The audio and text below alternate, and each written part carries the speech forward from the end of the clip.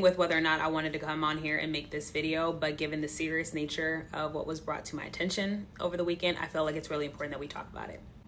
If you're a woman, or really honestly, if you are a person who is attracted to men, who sleeps with men, I need you guys to start getting checked more regularly. I'm going to say it again. If you are someone who is attracted to men, who sleeps with men, I need you guys to start getting checked more regularly.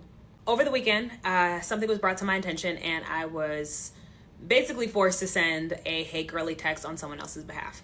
Now, the reason that I was hesitant to make this video is because I personally don't like people who choose to make content, out of other people's pain. I just think that shit is weird and I think it is tacky. But because of, again, the nature of what we're talking about people's safety, this is important that we talk about. I'm gonna be very real with y'all. I don't believe that we take cheating seriously enough. Not only the psychological and the emotional factors of what that does to a person, but the fact that you can lose your life. You can literally lose your life if your partner is selfish. So they don't care about your feelings and how cheating would affect you. If your partner is so selfish that they don't even think to protect you from themselves, because here's the problem. You go ahead and you cheat and you choose to cheat with no protection, that's on you. But when you choose to cheat and not use protection and then go home to your partner and are still not using protection, that is not okay. You are now responsible for whatever happens to that person. It's one thing if you want to go ahead and catch something, okay, that you can't undo, that you can't treat. But you taking away the choice of your partner is fucked up and it's crazy.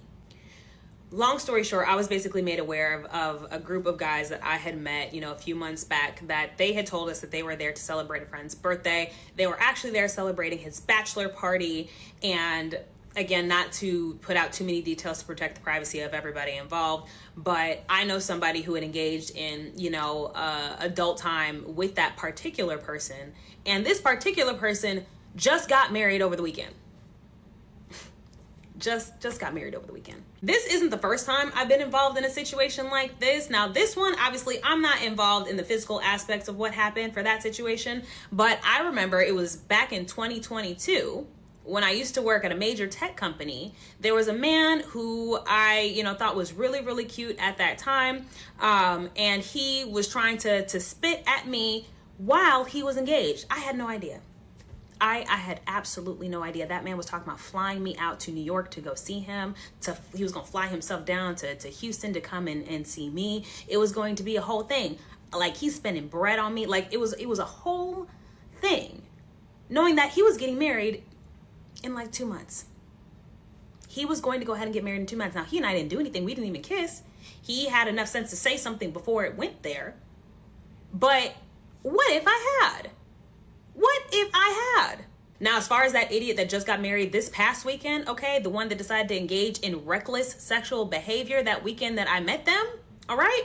The reason that I'm making this particular video is because of the fact that, again, he engaged in reckless sexual behavior and went back home to his fiance. Now, what is the likelihood of him using protection with his fiance?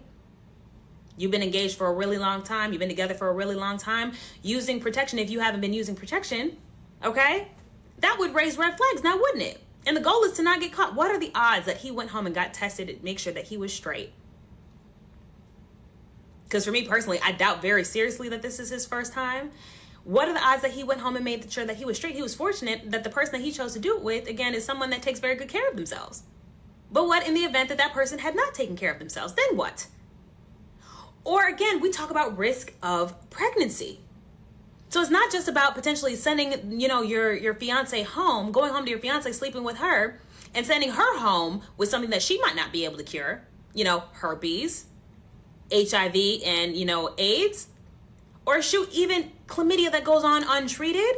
You can become sterile for that. What if she wanted to have children later? Taking away all of her choices. The reason that all of that is an issue is it's not just about the STDs, it's also about children. What if you had messed around and had a baby?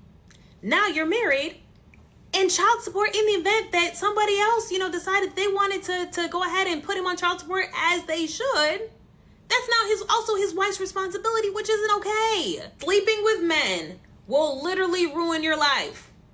Sleeping with men can literally ruin your life. It could kill you because they don't care to even protect themselves from getting sick.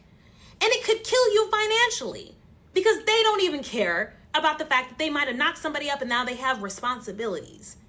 So I am saying all of this to say, if you are a person, specifically if you are a woman, specifically if you are a black woman who sleeps with men, please start getting checked on a regular basis. I'm talking about every 90 days. I don't care how long you've been with the person. Every 90 days, make it a point to go get checked, or at least twice a year. At least twice a year. For your own safety, okay? Go get checked.